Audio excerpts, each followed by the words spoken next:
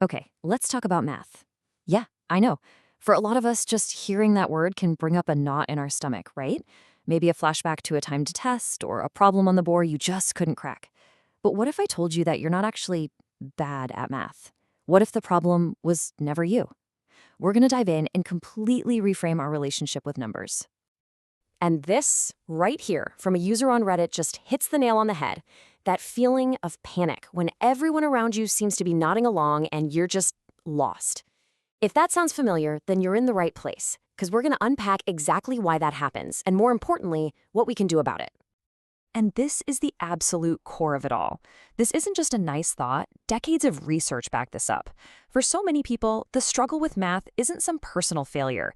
It's often a direct result of how we were taught, with old school methods that honestly prioritize all the wrong things.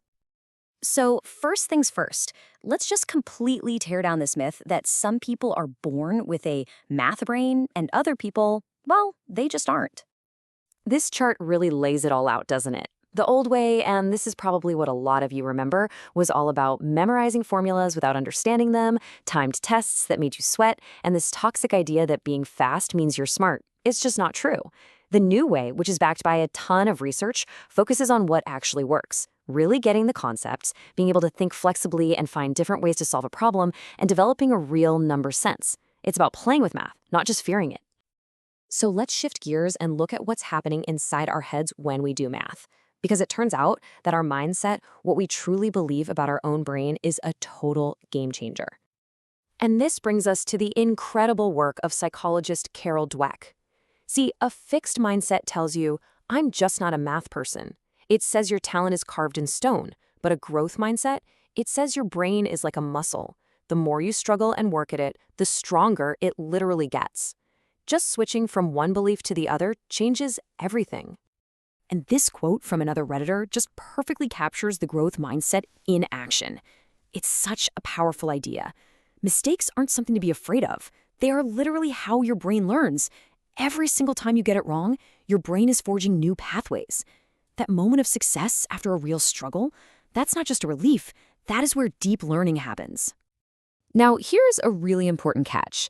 Having a growth mindset is powerful, for sure, but it's not as simple as, okay, I believe I can get better, now where's my A? The science shows the connection is actually a little more subtle and honestly a lot more interesting. So check this out. A huge study in Frontiers in Psychology followed middle schoolers for 3 years, and what they found was that a growth mindset works its magic indirectly. It makes you more motivated to learn for its own sake, it helps you bounce back from failure instead of giving up, it lowers that crippling math anxiety, and it builds up your belief in your own ability to figure things out. Basically, a growth mindset doesn't just give you the answer, it fixes all the psychological roadblocks that were stopping you from finding the answer yourself. Okay, so if mindset is the engine, what's the fuel? Well, that brings us to our next huge idea. We need to shift our goal from just memorizing facts to actually understanding them. You know, conceptual understanding is really the difference between knowing a recipe and actually knowing how to cook. If you just memorize the what, the formula, you're totally stuck if a problem looks even a little bit different. But when you get the why and the how, you can adapt, you can be creative, you can tackle problems you've never seen before. You can actually start to think like a mathematician. So how do we get there? It turns out there's this amazing 3-step process. You start with concrete things, physical objects you can actually touch and move around, like blocks or coins. Then you move to the semi-concrete, or the visual. You draw pictures of it, make diagrams. And only then, once you've felt it and seen it, do you connect it to the abstract stuff, the numbers and the symbols. And by the way, this isn't just for kids or people who are struggling. This is how everyone builds a deep, lasting foundation of knowledge. Okay, we've got the right mindset and the right approach. So now let's get super practical. How can you start learning in a way that actually mimics how mathematicians really think and work? It all boils down to this idea called active learning. The absolute best, most effective learning happens right in the middle of these 3 circles. Intellectual engagement, that's the actual thinking part. Social engagement, talking and working with others. And physical engagement, the doing, the writing, the drawing. When you get all 3 working together, that's when the magic happens. So, what does this look like in the real world?